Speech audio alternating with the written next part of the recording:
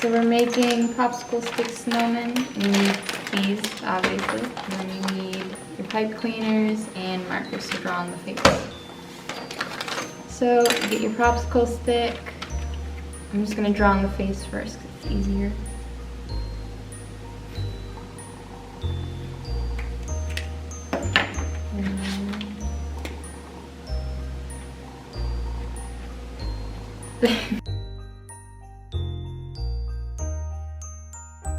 Alright, and get your pipe cleaner, doesn't really matter what color at all.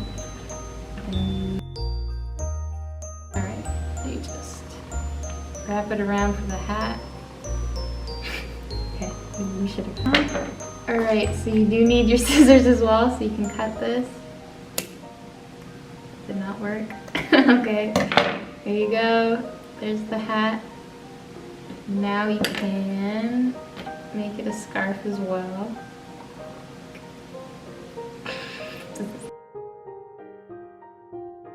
Do that. And then you cut it again. Ta-da! Here's your snowman.